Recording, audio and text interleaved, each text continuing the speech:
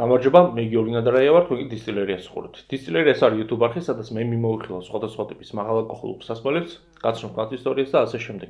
თუ ჯერ არ გამოგიწერიათ დისტილერიის YouTube არხი, მაშინ გთხოვთ, რომ დააჭიროთ გამოწერის წითელბლატს და ასევე ღილაკისქვერდ არსებული ზარის ნიშანიც მონიშნეთ, იმისთვის, რომ უკვე შემდეგში დროულად მიიღოთ შეტყობინებები ახალი ვიდეოების შესახებ.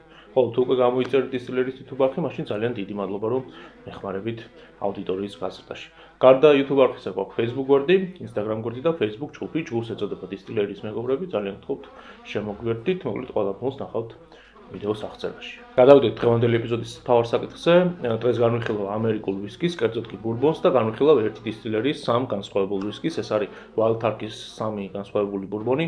აქედან ეს უკვე განვიხილე, ამ ვიდეოს ნახვა შეგიძლიათ აი აქ ზემოთ იქნება ბმული და შეგიძლიათ უყუროთ.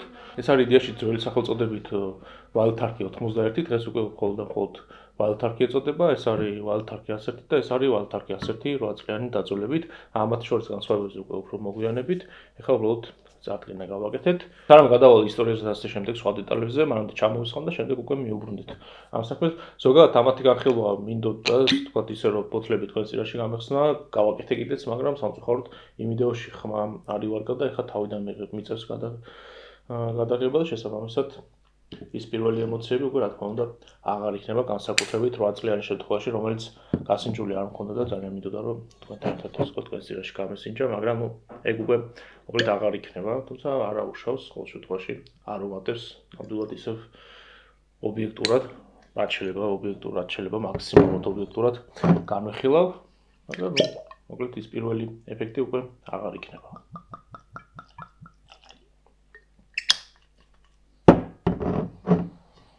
სანამ განხილვას დავიწყებ, მანამდე ერთი მნიშვნელოვანი ინფორმაცია. ეს ბოთლები მოკლედ ეს 101 და 101 8 წლიანი დაძველებით საჩუქრად მივიღე და საჩუქრს რა თქმა უნდა მოყვა ესეთი ჭიქებიც.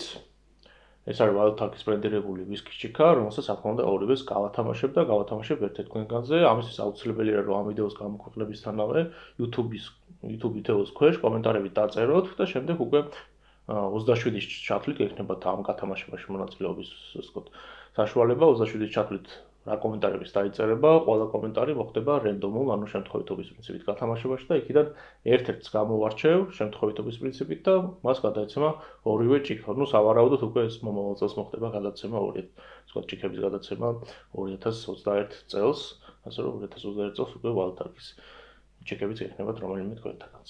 აქ ერთი მნიშვნელოვანი ინფორმაცია 25 დეკემბერს 22 საათზე დისტილერიის YouTube არხიდან გვექნება ლაივი, ვილაპარაკებ სხვადასხვა საკითხებზე, უკვე არხი უახლოვდება 1000 გამომწერს, ეხლა როდესაც ამ ვიდეოს წერ ჯერ კიდე არა ვართ 1000-თან, მაგრამ უკვე ახლოს ვართ, მე მგონი 13 თუ 14 გამოწერილი გვაშორებს 1000-თან, რომელიც ეს ის ციფრია, რომელიც თავიდან წარმოუდგენელი მეჩვენებოდა, მაგრამ ეხლა უკვე ძალიან ახლოს არის და შესაბამისად 25-ში ან ერთად შევხვდებით 1000 გამოწერს, ან უკვე გვეყოლება 1000 გამოწერით და ვილაპარაკებთ ამაზე, როგორ დავიწყე დისტილერია, რა წინაღობები არის, რომელი სასმელები მიყვარს და ასე შემდეგ, მოკლედ ყველა საკითხზე გავშლით, ასევე გათამაშებებიც გვექნება და სხვადასხვა პრიზებს გავათამაშებთ უკვე პირდაპირ ეთერში და შესაბამისად გთხოვთ რომ მოინიშნოთ ეგ ლაივი და შემდეგ უკვე 25-ში 22 საათზე ერთად აღნიშნოთ დისტილერიის 1000 საბსკრაიბერი. მივუბრუნდეთ ეხლა უკვე Wild Turkey-ს, როგორც უკვე გითხარით, ეს განვიხილე, ეხლა მოკლედ მოგიყვებით ისტორიას, რაც პრინციპში ამ განხილვის დროსაც მოვყევი, მაგრამ აქაც გავიმეოროთ, გამეორება არასოდეს არის ცუდი. დისტილერია თავის ისტორიას ითვლის 1855 წლიდან, ეს არის ის წელი, როდესაც შემდგომში უკვე ამ დისტილერიის მფლობელმა გახსნა პირველი მაღაზია, მოკლედ სადაც სასმელებს ყიდდა, სხვადასხვა სასმელებს და სწორედ ეს ითვლება, ასე ვთქვათ, ამას თვლის Wild Turkey თავის საწყის ისტორია. თუმცა რეალურად დისტილერია 1869 წელს დაარსდა და შესაბამისად 69 წლიდან დაიწყო ვისკის წარმოება.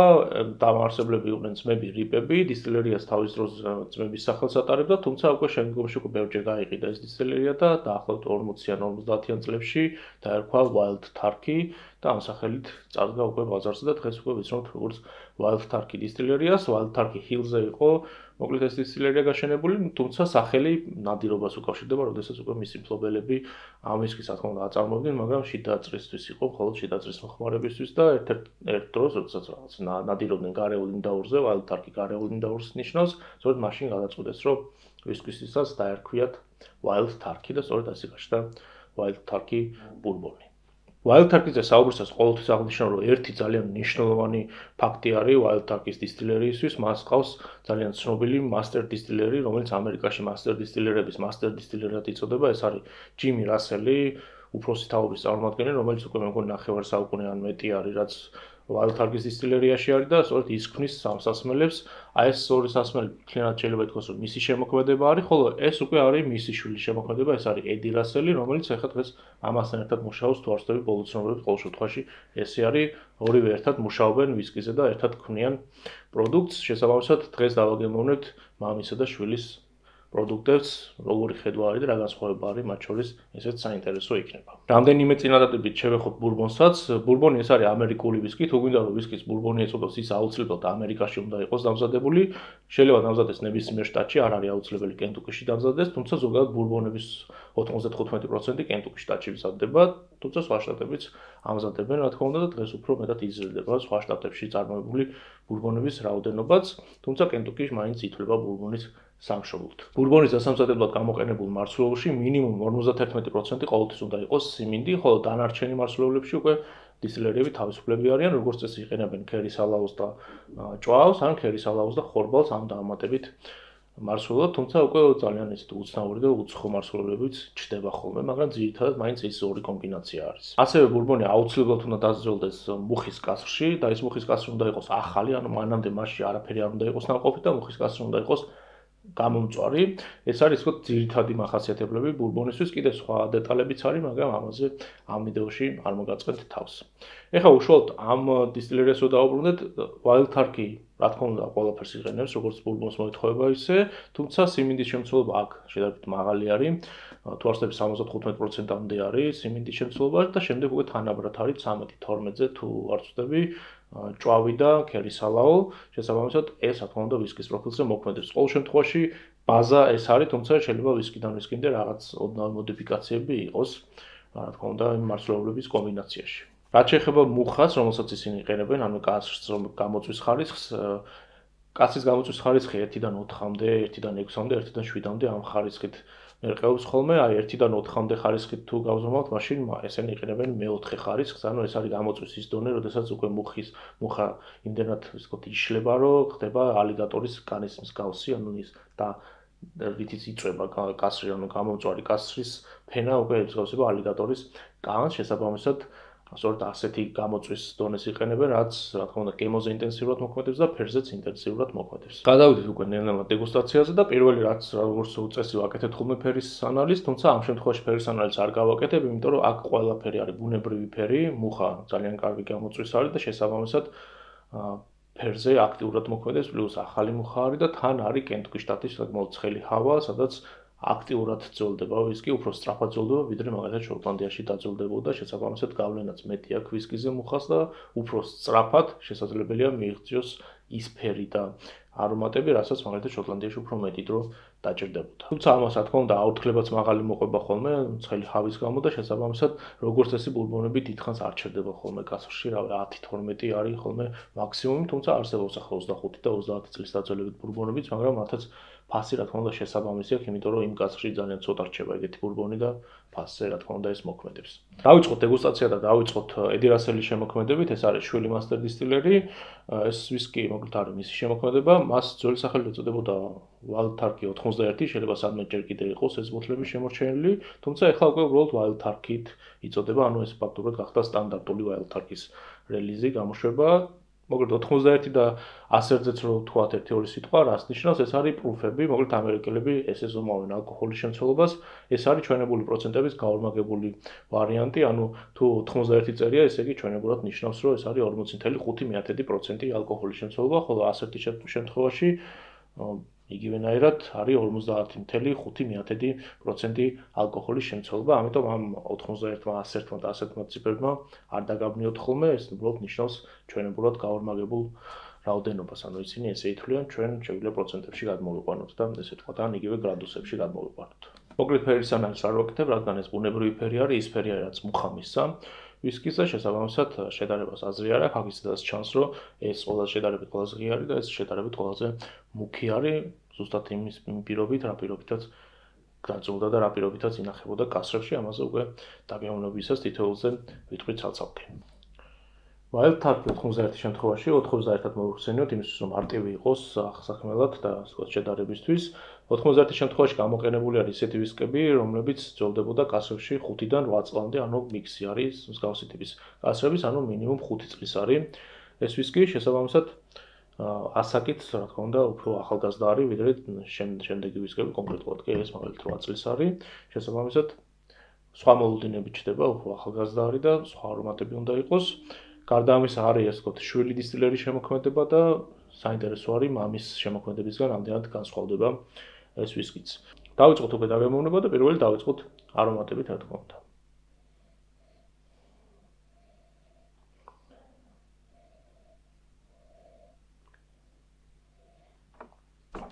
ზოგადად ბურბონებს ახასიათებთ ხოლმე აცეტონისებური არომატები, მაგრამ ამ შემთხვევაში საერთოდ არ იგრძნობა ეს აცეტონის არომატი, მაგრამ პირველად როცა გავსინჯე, როდესაც ასე ვთქვათ, გადავიღე ვიდეო ამ დეგუსტაციის, მაშინ თქვი რომ ძალიან მინიმალურად იგრძნობოდა ეს აცეტონის არომატი, ამ შემთხვევაში კი უკვე ბოთლი გახსნილი იყო და შესაბამისად საერთოდ გაქრა ეს აცეტონის არომატი, საერთოდ არ იგრძნობა.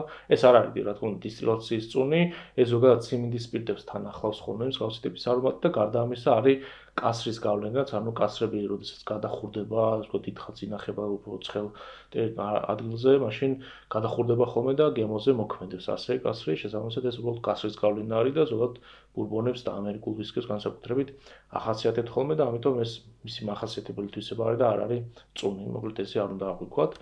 ამ შემთხვევაში მოკლედ ეს საერთოდ არ იგრძნობა. ცხვირზეც ალკოჰოლის წვა საერთოდ არ მოდის, 40 არის ფაქტობრივად ესე შეგვიძლია 40.5 არის ალკოჰოლის შემცველობა და ცხვირი უკვე შეჩეული არის მსგავს ალკოჰოლს და წვას ფაქტობრივად ვერ გრძნობ. არომატებზე რაც უნდა ითქვას, პრინციპში პირველად რო განვიხილე მაშინაც რაც თქვი, ზუსტად იგივე ტიპის არომატები მოდის, უფრო მეტად ჭვავის ტიპის არომატები უფრო იგრძნობა ამ შემთხვევაში. მიუხედავად იმისა, რომ არც ისე ბევრი არის ჭვავის შემცველობა აქ, მაინც, ასე ვთქვათ, არც მცირე არის და შესაბამისად ჭვავის არომატები მაინც მოდის, უფრო მეტად მოდის სიცხარისებური ტიპის არომატები, თუმცა სიმინდიც სადღაც იგრძნობა. შეიძლება ითქვას, რომ ესე ბალანსი მოდის ორივეს, მოკლედ ჭვავის და სიმინდის უფრო მეტად მოდის. პირველი დეგუსტაციის დროს სიმინდი ნაკლებად იგრძნობოდა ცხვირზე ყოველ შემთხვევაში. ახლა კი ცხვირზეც კარგად მოდის, მოკლედ სიმინდის არომატი და ეს ჭვავისებური არომატი, რომელიც ოდნავ სიცხარეში, სანელებლებში გამოიხატება ხოლმე ცოტა პარფიუმისებურ არომატებში, ეგეთი ტიპის არომატები თანაბრად მოდის ორივე. პრინციპში ეს არის, მოდით ახლა უკვე გადავიდეთ, ოდნავ იგრძნობათ არის ჩინით სადღაც, მაგრამ ახლა გადავიდეთ უკვე გემოებზე და ვნახოთ გემოზე რამდენად არის ეს ყველაფერი საგრძნობი და პირველი დეგუსტაციიდან ახლა რამდენი განსხვავება თუ იქნება, ესეც საინტერესო არის.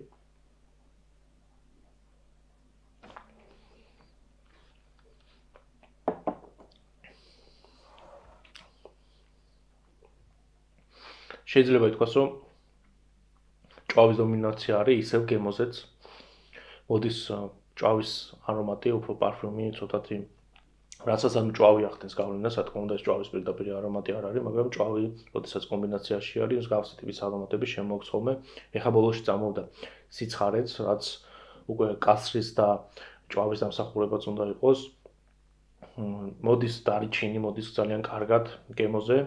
ეს ნაღები, რაღაცა ვანილი მსგავსი ტიპის არომატები აქ ნაკლებად იგრძნობა, ზოგადად ბურბონებს ახასიათებს ხოლმე, მაგრამ ამ შემთხვევაში ნაკლებად იგრძნობა, უფრო მეტად მოდის ეს ცხარე და უფრო ესეთი ტკბილი სანელებლების არომატები. და ბოლოში ისევ თავისებურად, რა თქმა უნდა, იგრძნობა ეს სიმინდის გემო, უნდა მოხარშული სიმინდის გემო, ძალიან მსუბუქად, უფრო მეტად ჭვავის დომინაცია არის, ისევ აქ გამოხატული. კასრის გავლენა დიდად იგრძნობა თუ ვერ ვიტყვი, უფრო მეტად არის რაღაცა აი სიცხარე დატოვა ბოლოში და ოდნავ სითბო. შეიძლება ითქვას, რომ ესეთი კარგი კომპლექსური ბურბონი არის. ახალგაზრდა ასაკის არის, აშკარად ეთყობა, რომ ახალგაზრდა არის და ძალიან მარტივი და ადვილი დასალევი არის. გემოებიც ესე თუ რაღაც ძალიან ბევრი არ არის, მაგრამ რაც არის ძალიან კომპლექსურად არის ერთმანეთთან, ასე ვთქვათ, შეკავშირებული, ეს ჭვავის და სიმინდის შეკავშირება ძალიან კარგად მოხდა ნამდვილად, ესეთი კარგი, მარტივი დასალევი ბურბონი არის ნამდვილად. ერთ-ერთი შეიძლება ესეთ ყოველდღიურ ბურბონად ჩვეულებრივად იქცეს, იმდენად კარგი და საინტერესო არის. პრინციპში ვალუთარქი 91 უკვე განვიხილეთ, ეხლა უნდა გადავიდეთ 100-ზე, მაგრამ სანამ გადავალ მეორეზე, აუცილებელია რომ წყალი დავლიო და ზოგადად როდესაც ატარებთ რამდენიმე ვისკის დეგუსტაციას, აუცილებლად შუალედებში წყალი დალია და ზოგადადაც ბევრი წყალი დალიოთ, იმიტომ რომ ალკოჰოლის მიღებასთან ერთად აუცილებელი არის წყალიც მიიღოთ, რომ ორგანიზმს ეს ყველაფერი არ დააწვეს. ამასთან წყალი გეხმარებათ, რომ წინამორბედის არომატებისგან გათავისუფლდეთ და შესაბამისად უფრო თავისუფლად და ახალი, ესე ვთქვათ, ნეიტრალური პირით შეხვდეთ ახალ ვისკის, გარდა ამისა ცხვირსაც სჭირდება ხოლმე განეიტრალება და ამისთვის ყველაზე კარგი საშუალება, რაც ესე ვთქვათ, სხვა დეგუსტატორებისგან ვისწავლე, ეს არის საკუთარი კანი, ანუ უნდა აიღოთ სუნით საკუთარი კანისგან და ცხვირის ნეიტრალდება მარტივად, შესაბამისად ეს ხერხი შეგიძლიათ გამოიყენოთ იმისთვის, რომ გაანეიტრალოთ ცხვირის რეცეპტორების ამასთან ერთად. დავიწყოთ უკვე 101-ის განხილვა. ეს არის უკვე მამის შემოქმედება, ჯიმი რასელიც და შესაბამისად ეხა ამ შედარებაში უკვე ძალიან კარგი იქნება, რომ შევადარებთ უკვე შვილის და მამის ნამუშევრებს. ეს ჯიმი რასელის არის და საინტერესო არის, მოკლედ რა განსხვავება არის ამათ შორის. აქ არის განსხვავება, რა თქმა უნდა, ალკოჰოლში 10% არის განსხვავება ალკოჰოლში და გარდა ამისა არის განსხვავება კასრებს შორისაც. აქ თუ არის გამოყენებული 5-დან 8 წლამდე კასრები, აქ არის გამოყენებული 6-დან 8 წლამდე კასრები, შესაბამისად ასაკში განსხვავება არის დაახლოებით 1 წელი მინიმალურ ასაკში და შესაბამისად ასევე ინტენსიურიც უნდა იყოს უფრო მეტად 101 და ამიტომ საინტერესო არის დავაგემოვნოთ. გარდა ამისა, რომ სხვადასხვა ხელის დამზადებული არის კასრებს შორის განსხვავებაც. დავიწყოთ ისევ არომატებით.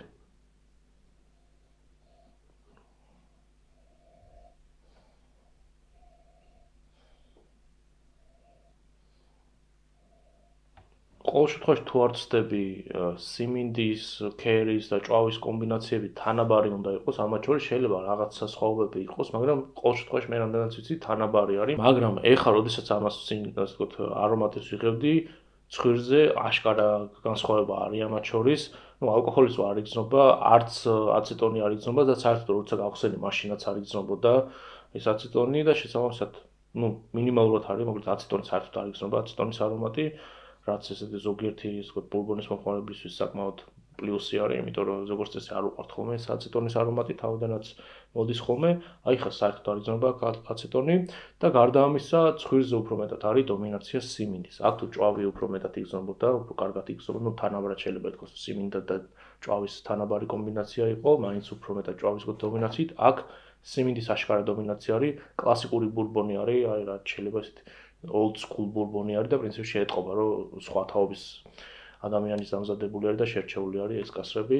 აშკარად ეტყობა, რომ old school ბურბონი არის, არომატზე იმდენად მოდის სიმინდის დომინაცია და ეს კლასიკური ბურბონის არომატები.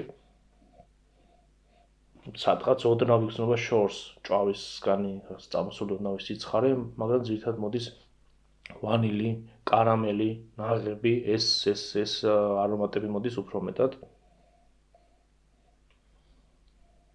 და სიმინდის კარგად გამოკვეთილი არომატი, ოდნავ შეიძლება ითქვას, რომ მობრაწული სიმინდივით დაახლოებით ეგეთი ტიპის არომატი მოდის. საინტერესო არის. მოდი ახლა გადავიდეთ გემოზე და ვნახოთ გემოზე როგორ არის ყველაფერი გამოხატული.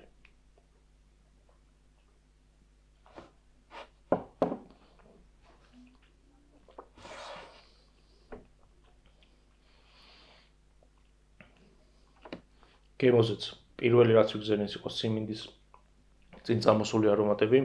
ალკოჰოლის ოდნავ წვა მაინც აქვს, 50%-ზე მეტი არის ალკოჰოლი და შესაბამისად ეს არის.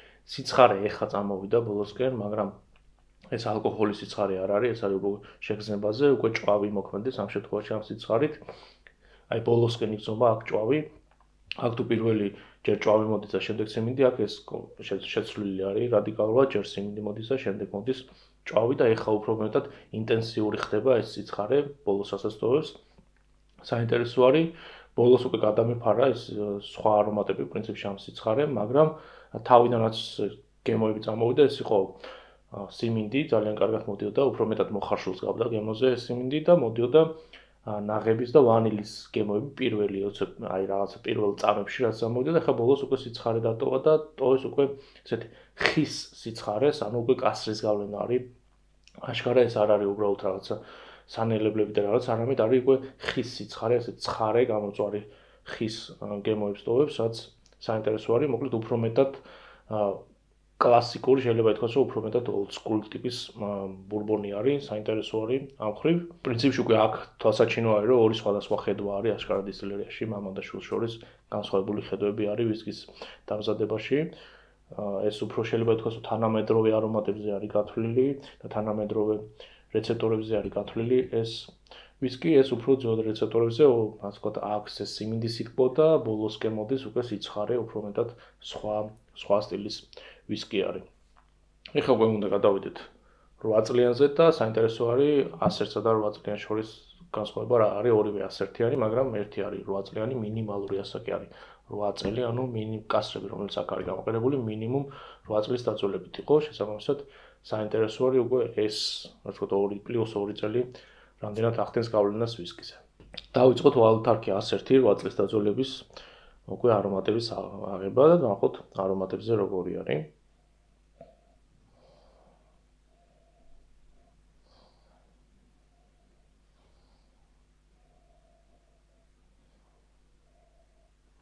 აქაც დომინაცია სიმინდის არის, ну სპირტი და ეს რა თქმა უნდა არ იგრძნობა ცხვირზე, არ წვავს, არც აცეტონი აღარ იგრძნობა, ზოგადად რო გავხსენი მაშინაც არ იგრძნობა ამ ბოთლის შემთხვევაშიც და ახლა საერთოდ არ იგრძნობა ეს აცეტონის არომატი, მოდის უფრო მეტად ტკბილი სიმინდის არომატი. დარიჩინიც ძალიან კარგად მოდის. ვანილი მოდის. მარცვლეული არომატები მოდის ამ შემთხვევაში, როგორც ჩანს ქერისალაოს დომინაციაც იგრძნობა აქ. მოკლედ, კარგი, ესეც ისევ შეიძლება ითქვას, რომ old school ტიპის ბურბონი არის, ისევ მამის ხელი ეტყობა. წინათაობის წარმომადგენელი არის. ახალი არომატები, ახალი ბურბონები მაინც უფრო სხვა არომატებზე მოდის ხოლმე, ამ შემთხვევაში უფრო ძველი კლასიკური ბურბონების არომატები არის, რასაც კარგი სინჯავთ ხოლმე ადრე ბურბონები, ის არომატები დაგხვდებათ აქ. ეხლა უფრო სხვა კომბინაციებს ირჩევენ ხოლმე, ამ შემთხვევაში ძალიან კარგი ესეთი სხვა ესეთი ძველი თაობის ბურბონი არის აშკარად. რაღაც ნამცხვარი იგრძნობა, დარიჩინიანი ნამცხვარი, ღვეზელი შეიძლება ითქვას. და საინტერესო არის, დიდარი არის ბუკეტით. ცხვირზე უკვე ძალიან მომწონს, პირდაპირ შემიძლია თქვა.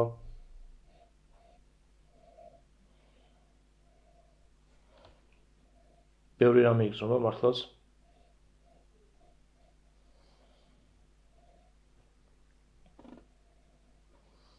საინტერესო, მართლა საინტერესო ცხვირია, მოკლედ რომ ჩამოვთვალოთ ისევ სიმინდის სიტკბო იგრძნობა, იგრძნობა მარცვლეულები, იგრძნობა დარიჩინი, ნაღებიც იგრძნობა, ზოგადად შეიძლება ითქვას, რომ ვაშლის ღვეზელს გავს, დარიჩინიან ვაშლის ღვეზელს არომატებზე ცხვირზე, იმდენად საინტერესო არის.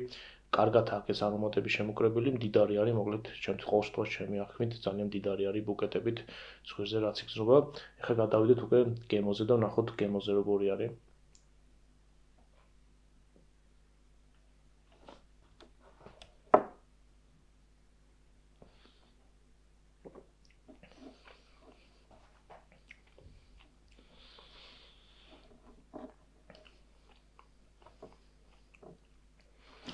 პირველი რაც წამოვიდა სიმინდის ესეთი კარგი დახვეწილი გემო წამოვიდა, მოხარშული სიმინდის გემო წამოვიდა, თან მობრაწული სიმინდის გემო წამოვიდა. ესეთი გემრიელი ტკბილი სიმინდის გემო იყო, რაც ვიგზენი. გარდა ამისა ვიგზენი ძალიან კარგად ნაღები, ვანილი, შოკოლადით, სადღაც ეხლა უკვე ვგრძნობ ამ შოკოლადს. სიცხარეც დაბალანსებული არის, ეს უფრო ცხარე იყო შეგრძნებაზე, ვიდრე ეს. აქ ეს სიცხარე დაბალანსებული არის, მიუხედავად იმისა, რომ კასრებში უფრო მეტი დრო გაატარა ვისკიმ. კასრისგან ზედმეტი სიცხარე არ აუღია, ანუ შერჩეული არის ისეთი კასრები, რომელსაც სიცხარე არ მისცა. ეხლა ბოლოს უკვე ხის გემოსაც ვგრძნობ, აი ჩვეულებრივად ხის, ანუ არ ვიცი, აი სიგარეტსაც ახვევენ ხოლმე, ერთხელ რომელიღაც განხილვასაც გამოვიყენე, იგივე შედარება დაახლოებით ეგეთი ტიპის გემოც იგრძნობა. საინტერესო არის, მოკლედ შოკოლადი იგრძნობა, ხე იგრძნობა, სიმინდის იგრძნობა, ჭვავისგან რაღაც მცირედით მოდის პარფიუმი შეგრძნობა, აი ძალიან ბოლოში თითქოს აი სადღაც სასის არეში მოდის ეს შეგრძნება, მაგრამ სხვა მხრივ მინიმალურად იგრძნობა მოკლედ ჭვავის გავლენა, უფრო მეტად მაინც სიმინდის კლასიკური სიმინდის ბურბონი არის, მოკლედ იმდენად საინტერესო არის და კომპლექსური არის. ძალიან მომეწონა, მოკლედ ეხლა რო შედარებაზე გადავიდეთ პირდაპირ ამ სამივესი. სანამ მოკლედ ამ ორს ამ სამივეს პრინციპში უკვე გვერდ-გვერდ განვიხილავდი, ზოგადად რატომღაც ვიცი მეხსიერებით ერთდროულად არასდროს არ დამოვლები აქვს თქო გვერდ-გვერდ ეს და ეს ორივე გასინჯული მქონდა აქამდეც პრინციპში.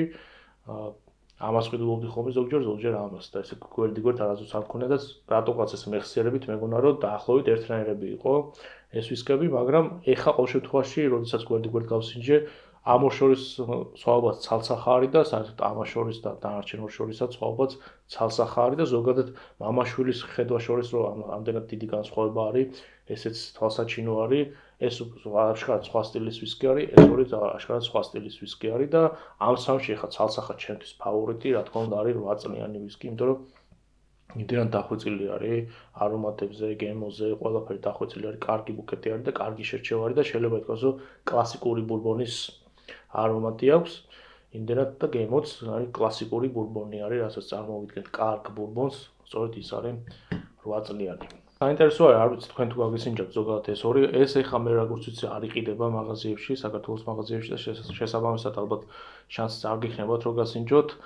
ამიტომ პრინციპში ალბათ ჯგუფის წევრებისთვის რამდენიმე სემპლს ჯგუფში ვინც ხართ მხოლოდ მათთვის გავათამაშებ, რამდენიმე სემპლს ჩამოვასხამ და თქვენთვის იმისთვის რომ გასინჯოთ, რამდენი შანსი გექნებათ ამისი და ვინც ასე ვთქვათ იღბლიანი აღმოჩნდება, სწორედ ის გასინჯავს ამის სემპლებს, რომ უბრალოდ წარმოდგენა შეგექმნათ რა ვისკიზე არის საუბარი, ხოლო ამათი გასინჯვა პრინციპში შეგიძლიათ ეხლაც იყიდება ჩვეულებრივად მაღაზიებში, ხელმისაწვდომი არის და შესაბამისად შეგიძლიათ გასინჯოთ ორივეს ჩემგან სალსახა რეკომენდაცია, ორივე განსხვავებული არის, პრინციპში ისეთი არ არის, რომ ერთი და იგივე იყოს, ორი სხვადასხვა ვისკი არის, რეალურად და ორი სხვადასხვა ადამიანის დამზადებული არის და ამიტომ ზოგადად თუ გაგსინჯოთ, ესეც მაინტერესებს თქვენი შეხედულება Wild Turkey-ზე, ზოგადად Wild Turkey-ის ბურბონებზე, საერთოდ ბურბონებზე რას ფიქრობთ და ამათ შორის თქვენ რომ მიგირჩევნიათ, ეგეც საინტერესო არის. თქვენი მოსაზრება დაწერეთ კომენტარები და კომენტარის როცა დაწერთ, ავტომატურად 27-ის ჩათვლით, ვინც კი კომენტარებს დაწერთ, ავტომატურად მოქმედ მონაწილეობთ გათამაშებაში, სადაც მოიგებთ ესეთ სადეგუსტაციო კი არა და უბრალოდ ეს ვისკის ჭიქებს, რომელიც არის Wild Turkey-ის ბრენდირებით. ძალიან კარგი ესეთი მყარი ჭიქები არის და პრინციპში კაი საჩუქარი იქნება წინა საახალწლოდ. უბრალოდ ახალი წლის შემდეგ გადმოგცემთ ალბათ, მაგრამ წინა საახალწლოდ უკვე გეცოდინებათ რომ თქვენ მოიგეთ ეს ჭიქები, ამიტომ დაწერეთ კომენტარები აუცილებლად 27-ის ჩათვლით. დღეისათვის სულ ეს არის, იმედია მოგეწონათ ეს განხილვა, თუ მოგეწონათ განხილვა არ დაგავიწყდეთ რომ ვიდეოს დაუწეროთ პირველ რიგში ლაიქი, ასევე გაუზიარეთ მეგობრებს ეს ვიდეო, გაუზიარეთ ზოგადად დისტილერიის არხი, იმიტომ რომ უკვე უახლოვდებთ 1000 გამომწერს და ჩემთვის ეს ფაქტურად ესეთი მიუღწეველი ციფრი იყო, თავიდან როცა ვიწყებდი და ეხლა ძალიან ახლოს ვარ უკვე და გამიხარდება თუ დამეხმარებით 1000 subscriber-ზე ასვლაში, ასევე გამოიწერეთ YouTube არხით, ჯერ თუ არ გამოგიწერიათ, თუ უკვე გამოიწერეთ, მაშინ ძალიან დიდი მადლობა რომ მეხმარებით აუდიტორიის გაზრდაში. გარდა ამისა, Facebook გვერდი, Instagram გვერდი და Facebook ჯგუფი, ჯგუფს ეწოდება დისტილერიის მეგობრები, შემოგვიერთით ამ ჯგუფში. ყველა გულს ნახავთ მოკლედ ვიდეოს აღწერაში. დღეისათვის სულ ეს არის, გემშვიდობებით, მომავალ შეხვედრამდე. აბა დროებით.